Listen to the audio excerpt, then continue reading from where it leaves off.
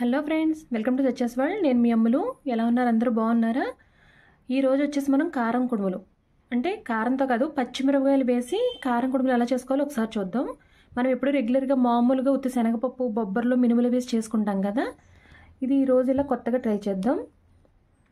పచ్చిమిరపకాయ, అల్లం ముక్కలు, జీలకర్ర వేసి ఒకసారి ఎలా చేసుకోవాలో ఒకసారి చూసుకుందాం. దీని కొత్తిమీర చట్నీతో చాలా బాగుంటుంది.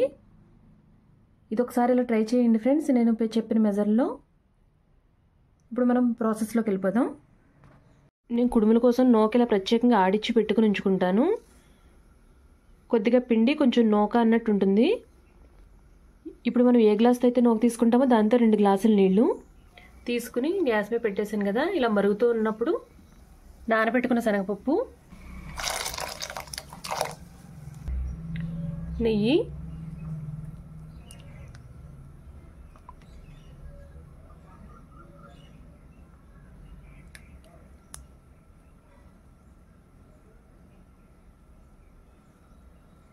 శనగపప్పు, నెయ్యి వేసిన తర్వాత కొంచెం మరగనివ్వాలి. కొంచెం మరిగిన తర్వాత పచ్చిమిరపకాయ, అల్లం, జీలకర్ర, కొంచెం ఉప్పు వేసేసుకుందాం.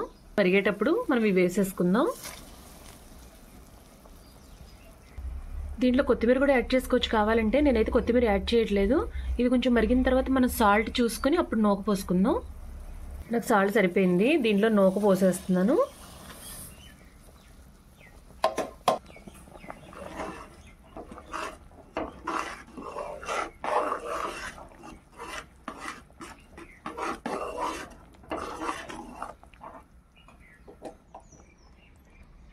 ఇలా ఉప్పడం పెట్టేసాం కదా, కొంచెం మగ్గనిద్దాం. మగ్గనిచ్చిన తర్వాత ఉండలు చేసేసుకుందాం.